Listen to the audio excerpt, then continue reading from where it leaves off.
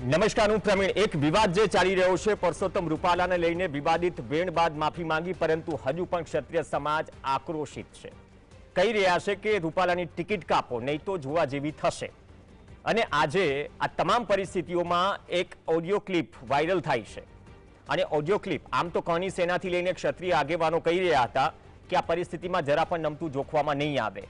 રૂપાલાનો આ વિડીયો ઘણા લાંબા સમયથી વાયરલ છે, પરંતુ આજના દ્રશ્યો પણ ચલાવો. ગોંડલમાં બેઠક છે, એ બેઠકમાં તમામ રીતે ગોંડલમાં જે પરિસ્થિતિ ઉદ્ભવી છે અથવા તો રાજકોટ બેઠક પર ઉદ્ભવી છે તેને ઠંડી પાડવાના અને ડેમેજ કંટ્રોલના મૂડમાં ભાજપ છે. ગોંડલના દ્રશ્યો છે જ્યાં બેઠક શરૂ થશે. જયરાજસિંહ જાડેજા સહિત હકુબા જાડેજાથી માંડીને વાંકાનેરના ધારાસભ્ય, ભાજપના જે નેતાઓ છે તેમની સાથે ચર્ચા વિચારણાને બેઠક થશે. અને આ બેઠક બાદ એવું મનાઈ રહ્યું છે કે પરિસ્થિતિને થાળે પાડવાના તમામ પ્રયાસ થઈ રહ્યા છે. પરંતુ બીજી તરફ ક્ષત્રિય સમાજની અલગ અલગ સંસ્થાઓ, કરણી સેના સહિત આગેવાનો કહી રહ્યા છે કે આમાં બાંધછોડ કરવામાં નહીં આવે. જે બેઠક થઈ રહી છે એ બેઠકમાં તમે ગમે તેટલી ચર્ચા કરો, પરંતુ જે પ્રકારનું કૃત્ય થયું છે અથવા તો જે પ્રકારનો વિવાદ થયો છે તેમાં અમને સમાધાન નહીં, પરંતુ જે અમે માંગ કરી રહ્યા છીએ એ જોઈએ. પદ્મિનીબા વાળાનો એક ઓડિયો ક્લિપ વાયરલ થઈ છે અને એમાં કહેતા સંભળાય છે કે બેઠક ભલે કરો, પરંતુ અમે નમતું નહીં જોખીએ.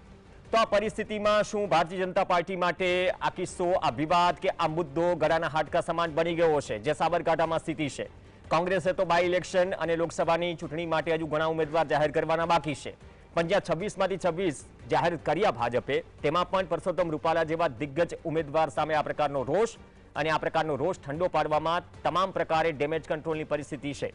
અને આ તમામ ડેમેજ કંટ્રોલની પરિસ્થિતિ એટલા માટે જોવા મળી રહી છે કેમ કે વધુ એક અપડેટ આવ્યું, એમ કહો કે પાર્ટીનું ફરમાન છે ભાજપના તમામ કાર્યકર્તાઓ અને નેતાઓ માટે, જિલ્લા પ્રમુખો માટે, કે મીડિયાથી અંતર બનાવો. આ મામલે તમે મીડિયા સાથે અંતર જાળવો અથવા કોઈ સ્ટેટમેન્ટ ન આપો. તો આ પ્રકારનું ફરમાન છે, મૌખિક સૂચના છે. બેઠકો, સંકલન, ચર્ચાઓ બધું જ થતું હોય અને પછી મેસેજ પાસ થતો હોય તમામ જે પાયાના કાર્યકર્તા છે અથવા તો જિલ્લા પ્રમુખો છે ત્યાં સુધી. તો આ વિષયમાં જ્યારે ડેમેજ કંટ્રોલના બોર્ડમાં છે ભારતીય જનતા પાર્ટી, તો સામે થોડી મૌખિક સૂચના પણ અપાઈ ગઈ. પરંતુ બીજી તરફ ભાજપના ક્ષત્રિય સમાજના જે નેતાઓ, ક્ષત્રિય સમાજના નેતાઓ જે ભાજપમાં છે તેમની સાથે બેઠક થઈ રહી છે. શું પરિસ્થિતિ કંટ્રોલ બહાર છે? શું રાજકોટ સીટ પર ઉમેદવાર બદલાય છે? આ સવાલ અમે કરી રહ્યા છે. અમે કોઈ કન્ક્લુઝન નથી આપી રહ્યા, કેમ કે એક નારાજગી વડોદરામાં પણ હતી. એક કારણ જુદું હતું, આ કારણ જુદું છે, પણ કારણ મોટો પડકાર સિસ્ટમેટિક અને શિસ્તબદ્ધ પાર્ટી ભાજપ માટે બની રહ્યો છે. જ્યારે ભાજપના જ અંદરખાને નેતાઓ કહી રહ્યા હોય, ઘણા નેતાઓ કહી રહ્યા છે કે નહીં, આ ચલાવી ન લેવાય. ઘણા લોકો કહી રહ્યા છે માફી માંગી તો હવે થોડું આગળ વધીએ અથવા તો સંવાદ કરીએ. ગઈકાલે પણ વાત થઈ તો કે સંવાદનું માધ્યમ ચાલુ રહેશે, સંવાદ કરીશું, અમને કંઈ વાંધો નથી, પણ અમે નમતું નહીં જોખીએ. હવે આ પરિસ્થિતિમાં ગોંડલની બેઠકમાં શું નીકળે છે અથવા તો ગોંડલની બેઠકમાં જે પણ ક્ષત્રિય સમાજના આગેવાનો જે ભાજપમાં છે, જે હાજર રહેવાના છે, તે શું નક્કી કરે છે અને એ શું શિરોમાન્ય હશે? કરણી સેનાથી માંડીને જે ક્ષત્રિય સેનાની અલગ અલગ શાખાઓ છે અથવા તો જે સંસ્થાઓ છે અથવા તો જે આગેવાનો છે તેમને શું આ માન્ય રહેશે? જે પણ નિર્ણય આવે. આજ મુદ્દે ચર્ચા કરવા માટે આપણી સાથે બે ખાસ મહેમાન જોડાશે. જગદીશભાઈ મહેતા જોડાશે, પત્રકાર, રાજકીય વિશ્લેષક અને રાજકોટમાં બેઠા બેઠા સૌરાષ્ટ્ર કચ્છની જે રાજકારણની નસે નસ છે અથવા તો જમીની સ્તર પર જે ઘટી રહ્યું છે તે તમારા સુધી પહોંચાડશે. અને પદ્મિનીબા વાળા જોડાશે, જે કરણી સેના મહિલા મોરચા રાજકોટના અધ્યક્ષ છે. પદ્મિનીબા, આપનું પણ સ્વાગત છે. જગદીશભાઈ, આપનું પણ સ્વાગત છે. પદ્મિનીબા, આપથી શરૂઆત કરીએ. ગોંડલમાં બેઠક ઓલમોસ્ટ શરૂ થઈ ગઈ છે અથવા શરૂ થશે, પણ તમારો એક ઓડિયો વાયરલ થઈ રહ્યો છે. એક તરફ જે ક્ષત્રિય સમાજના નેતાઓ ભાજપમાં છે જે આ બેઠકમાં હાજર રહેશે, શું જે નક્કી થશે એને વધાવી લેવાશે અથવા તો તમે જે વાત કહી છે કે આમાં સમાધાન નહીં થાય?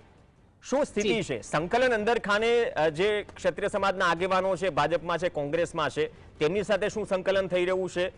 અને બીજી વાત કે એ સંકલન કે અથવા તો એ વાતો શું આ બેઠકમાં ઉઠાવવામાં આવશે? જી, ત્યાં બધા રાજકીય લેવલે બધા ભેગા થવાના છે અને બધાને ખ્યાલ જ છે કે હું પણ બીજેપી પાર્ટી સાથે જોડાયેલી છું. તો જે પણ ત્યાં ડિસિઝન લેવામાં આવશે તો ડિસિઝન એવું લેવામાં આવે કે રૂપાલાભાઈની ટિકિટ રદ, તો અમે માન્ય રાખશું. બાકી જો બીજું ડિસિઝન હશે તો એ અમારા ક્ષત્રિય સમાજને માન્ય નથી.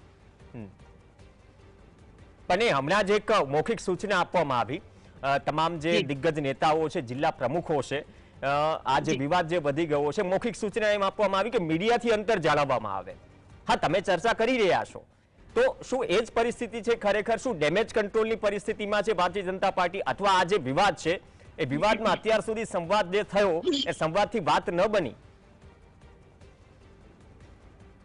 એટલે આ જે સંવાદ છે એનું વાત હજી બની જ નથી ને. હજી તો સમાધાન જે શું ત્યાં કરે છે રાજકીય લેવલે, કે અમારા આગેવાનો શું કરે છે. હું ખુદ કરણી સેના ગુજરાત પ્રદેશ મહિલા અધ્યક્ષ છું, હું ખુદ આગેવાન છું, બરાબર છે. હવે ત્યાં શું પહેલા થાય છે પછી અમે વિચારશું. ને પદ્મિની બા, એક જે કડવું સત્ય એ પણ છે, હું માત્ર એક ક્ષત્રિય સમાજની વાત નથી કરી રહ્યો, જે પણ ગઈકાલે ગોપાલ ઇટાલિયાની પણ એક પોસ્ટ હતી, એક લાંબા તેમાં ઉલ્લેખ કર્યો અલગ અલગ ઘટનાઓમાં કઈ રીતે અલગ અલગ સમાજના નેતાઓ અલગ અલગ પક્ષમાં હોય, સમાજનું પ્રતિનિધિત્વ કરતા હોય, પણ આ પ્રકારની જ્યારે ઘટના બને છે ત્યારે જે તે જેમ કે સત્તા પક્ષમાં હોય તો એ નેતાઓ થકી કોઈ પણ પાર્ટી ડેમેજ કંટ્રોલની પરિસ્થિતિઓ અપનાવે છે. શું એ વસ્તુ શક્ય છે આ કિસ્સામાં, અથવા એવું થઈ રહ્યું છે? જી ના, આમાં તો આ જે રૂપાલાભાઈએ જે બફાટ કરી છે તો એ કોઈ પણ સમાજને હું તો કહું સ્વીકારવું ન જોઈએ કે જે બેનો દીકરીઓ સામે બોલ્યા છે. તો આમાં તો રાજકીય લીડરોએ મોટા સંસદને પણ વિચારવું જોઈએ કે આમાં એને માફી હોવી જ ન જોઈએ, એને સજા જ હોવી જોઈએ. અને આમાં તો એક ક્ષત્રિયાણી ઉપર બોલી ગયા છે, ક્ષત્રિયાણી નહીં, કોઈ પણ બેનો દીકરી ઉપર બોલે અને કોઈ પણ હોય, કદાચ અમારા ક્ષત્રિયના ભાઈ આવું બોલ્યું હોત તો બીજા સમાજ કે રાજકીય લેવલે એને માફ કરવામાં આવત.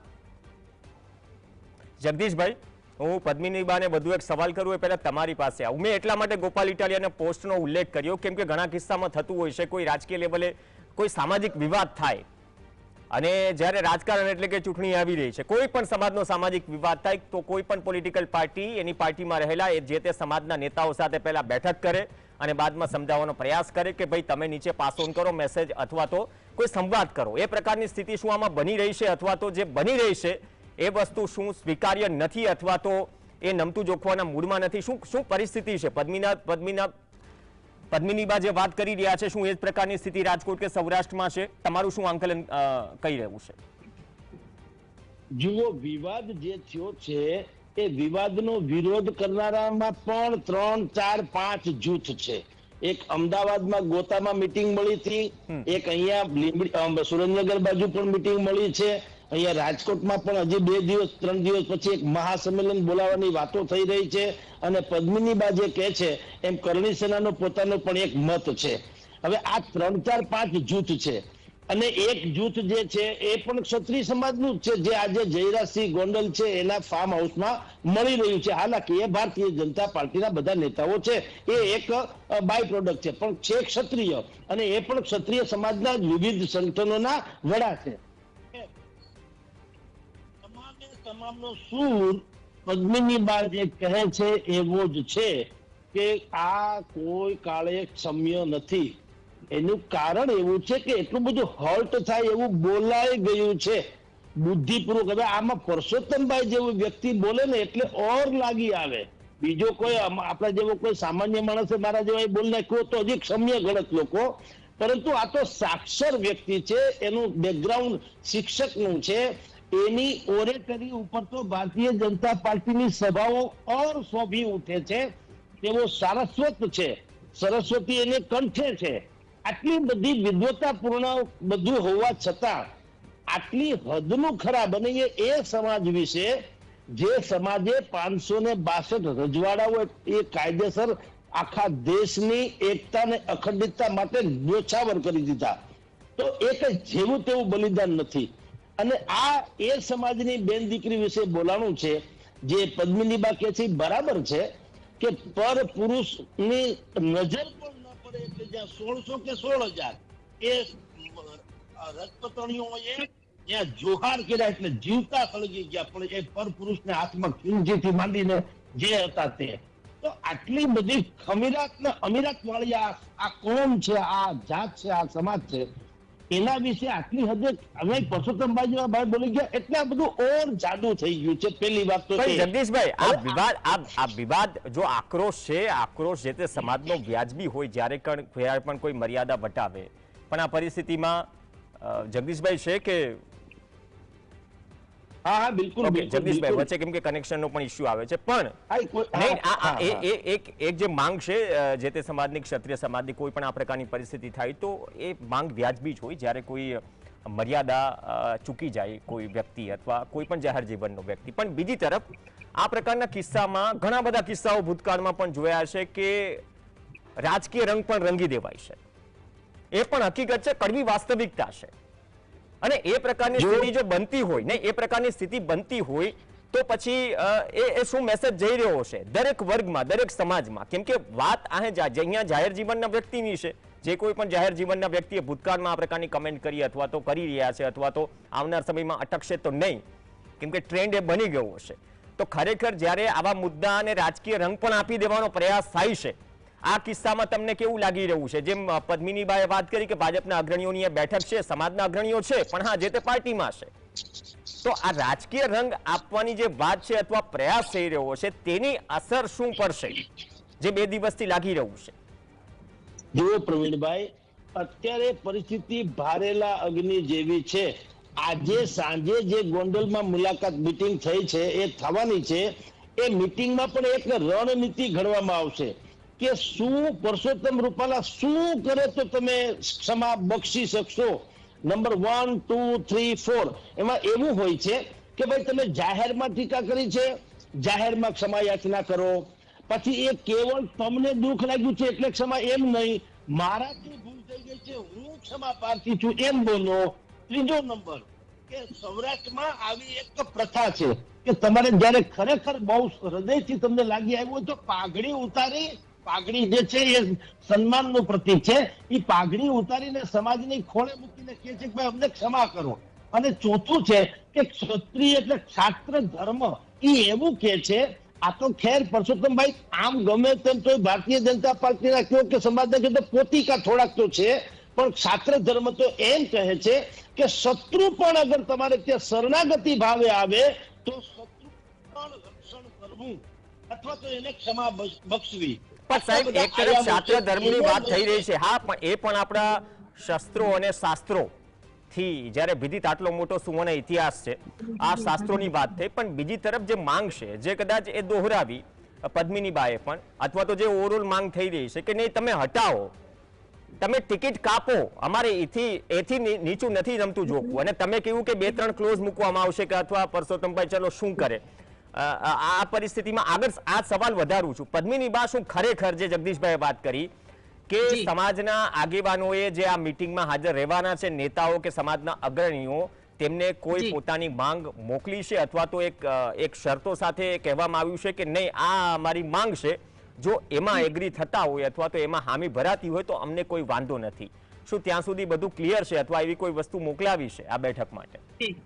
ના જરાય નહીં. અમારા લોકોનો બધાનો એક જ મત છે કે આપણે રૂપાલાભાઈની ટિકિટ રદ કરો. અમે એવું પણ નથી કહેતા કે ક્ષત્રિય સમાજને ટિકિટ આપો, ટિકિટ આપો પણ રૂપાલાભાઈની ટિકિટ તો રદ જ કરવી જોઈએ. અને જેમ જગદીશભાઈએ કીધું, હું જગદીશભાઈનું ખૂબ એક બેન તરીકે કે બહુ ભાઈએ સચોટ વાત કરી છે કે ભાઈ આ તો એક અમે હવે એને રૂપાલાભાઈને 100 વખત વિચારવું જોઈએ. આજ શિક્ષિત પોતે છે અને આજે આટલા મોટા હોદ્દા ઉપર બેસીને જે બફાટ કરી ગયા છે તો આ તો કોઈ શક્ય જ નથી. અને અમે તો અસલ ક્ષત્રાણીઓ બા છી, સિંહણું છી, સિંહણુના મોઢામાં રૂપાલાભાઈ હાથ નાખી ગયા.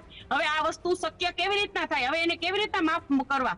જગદીશભાઈએ 3 પોઈન્ટ કીધા કે ભાઈ પાઘડી મૂકે, બરાબર, ગમે એ કરે, પાઘડી પગમાં મૂકે, પણ અમારા માટે અમારા આખો સમાજ, એક મારું કે જયરાજભાઈ કે કોઈ પોલિટિક્સ લેવલે બીજા કોઈ ભાઈ, એનું કોઈનું એકનું કામ નથી. આખો સમાજ અત્યારે લાલ ધૂમ છે કે રૂપાલાભાઈને હટાવો. અને હું સરકારશ્રીને એટલી જ વિનંતી કરવા માંગુ છું કે રૂપાલાના ભાઈની ટિકિટથી વધારે આખા ક્ષત્રિય સમાજની બહેનોની ઇમેજ એ એક નથી કોઈ માટે માન્ય નથી ગણાતી. જે અમારી આબરૂ ઉપર આવી ગયું છે તો રૂપાલાભાઈની ટિકિટ એટલી બધી મહત્વની ગણાય છે કે અમારી આબરૂનું કોઈ મહત્વ જ નહીં કે અમારી ઉપર ઈ બોલી ગયા છે, હવે પાછું તો લેવાશે નહીં, હવે ગમે ઈ કરે પણ અમે માફ નહીં કરીએ અને એની ટિકિટ રદ થવી જોઈએ. અમારી આ એક જ માંગ છે. ટિકિટ રદ થશે તો જે માંગ છે અથવા તો જે આક્રોશ છે એ મતલબ કે પીછેહટું નહીં શબ્દ વાપરું પણ એક શું મેસેજ આપવાનો પ્રયાસ થશે કે ના જે માંગ હતી પૂરી થઈ ગઈ, હવે અહીંથી આગળ વસ્તુ નહીં? જી પદ્મિનીબા, જી તમે કહ્યું કે ટિકિટ જો કાપવામાં આવે અથવા તો પરસોત્તમ રૂપાલાને દૂર કરવામાં આવે તો આ અમારી એ ફાઇનલ જી. માંગ છે, મતલબ કે આ માંગ પૂરી થાય તો અમને કોઈ વાંધો નથી. છેલ્લું કદાચ આ સ્ટેન્ડ માની લઈએ. ઓકે, જગદીશભાઈ, જે પદ્મિનીબાએ વાત કરી, જો આ જ પ્રકારની સ્થિતિ હોય તો આ સ્થિતિ વર્તમાન રાજનીતિ સાથે એટલા માટે જોડું છું કેમ કે અહીંયા રાજકીય મીટિંગ પણ થઈ રહી છે. દરેક સમાજના અમે ચૂંટણી આવશે એટલે સમાજના નામે રાજકીય મીટિંગો પણ થશે, એ પણ જગ જાહેર છે, દરેક સમાજ જાણે છે. હવે જો ખરેખર આ પરિસ્થિતિ છે તો શું ભારતીય જનતા પાર્ટી આ સ્થિતિમાં છે કે આટલા દિગ્ગજ ઉમેદવારની ટિકિટ પરત લઈ લે અને બીજા કોઈ ઉમેદવાર ઉતારે, અથવા તો વચ્ચેથી કોઈ રસ્તો નીકળશે, અથવા તો વચ્ચેથી રસ્તો નીકળી રહ્યો છે, પદ્મિનીબા ના પાડી રહ્યા છે કે ના વચ્ચેનો રસ્તો કોઈ મંજૂર નથી, આ અમારી માંગ છે. શું સ્થિતિ છે ખરેખર? પ્રવીણભાઈ, સ્થિતિ એવી છે કે એક બહુ મોટો ક્ષત્રિય સમાજનું દળ, જેને આપણે બાપુ ડાયરો, મેં શબ્દ પણ વાપર્યો છે અમારા છાપામાં, એ આજની મીટિંગ અહીંયા ગોંડલની પૂરું થયા પછી આખો ક્ષત્રિય સમાજ જેને પૂજનીય માને છે, જેનો પડ્યો બોલ ઝીલે છે, અથવા તો જેનો વેણ ઉવેચી ન શકે એવા એક સંત છે ઉપલેટા પાસે ગધેથડ નામનો ગામ છે, ત્યાં ગાયત્રી આશ્રમ છે ને એના સંતનું નામ છે અત્યંત વિભૂષિત જે વિભૂતિ છે સાધન તપસ્વી, એ લાલ બાપુ છે. લાલ બાપુનો વેણ ક્ષત્રિય સમાજ ક્યારેય ઉવેચી ન શકે, આટલી મોટી એની મર્યાદા જાળવે છે.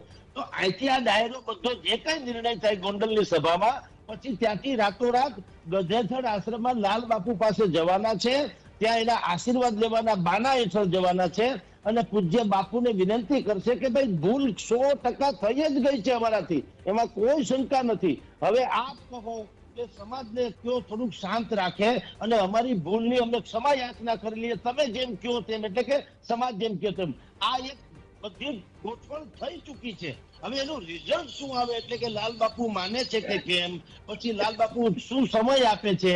રાજકોટમાં 2 દિવસ પછી જે મહાસંમેલન મળવાનું છે, 2 થી 2.5 લાખ જેટલા ક્ષત્રિયો એકત્રિત થવાના છે એવું કહેવાય છે. હવે તમારો જે પ્રશ્ન તમે 3 વખત પૂછો એનો હું જવાબ આપું કે આ બધું જે સમાજના નામે થઈ રહ્યું છે એ કેવળ ને કેવળ ન્યુટ્રલ ગણો તો સમાજ નથી, એની ભીતરમાં અનેકો રાજકીય નેતાઓ પણ છે, વિપક્ષના છે, શાસક પક્ષના છે.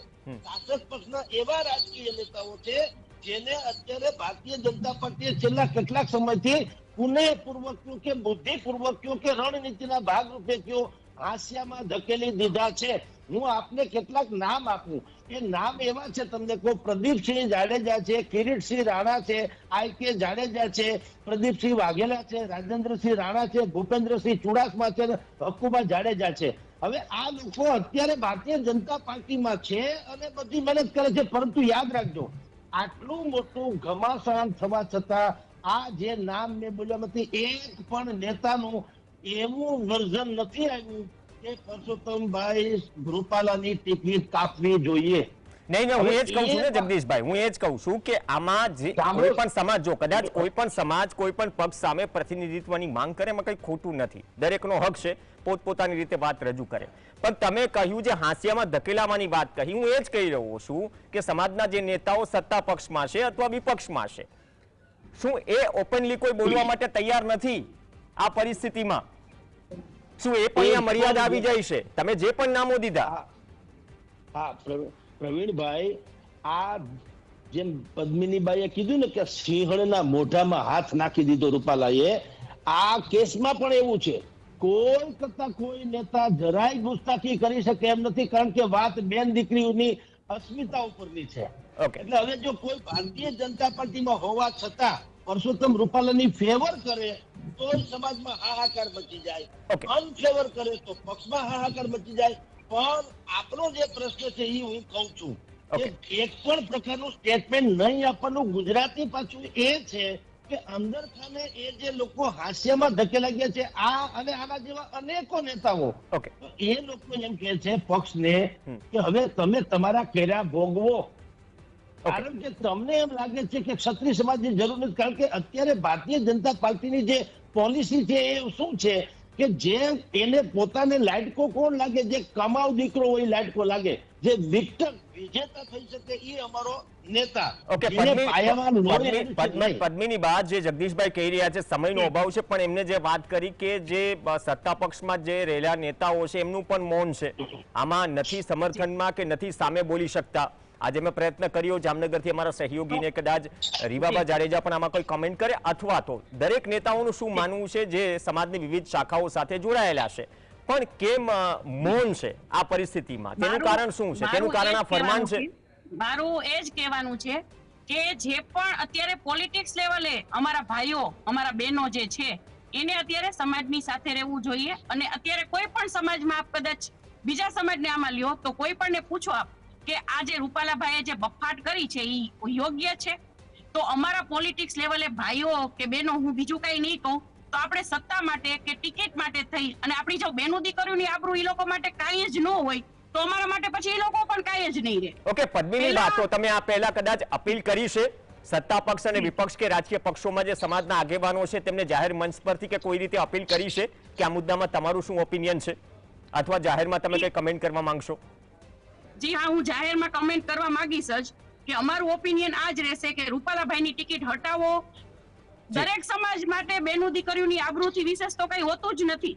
ઓકે, ચલો તો બેઠક છે, બેઠકમાં શું નીકળે છે અથવા તો એ બાદ ક્ષત્રિય સમાજ શું નિર્ણય લેશે, પણ આ પરિસ્થિતિમાં ભારતીય જનતા પાર્ટી માટે પણ શું ડેમેજ કંટ્રોલ કરવાની સ્થિતિ થોડી અઘરી બની ગઈ છે. ઘણું બધું નિર્ભર કરે છે ગોંડલની આ બેઠક પરથી અને ગોંડલની બેઠકમાંથી શું નીકળે છે અને એ બાદ શું નિર્ણય લેવાય છે. દરેક અપડેટ પર અમારી નજર બનેલી રહેશે. ધન્યવાદ જગદીશભાઈ જોડાયા, અને પદ્મિની બા આપનો પણ ધન્યવાદ ચર્ચામાં જોડાયા. આ સાથે ચર્ચામાં હાલ બસ આટલું જ.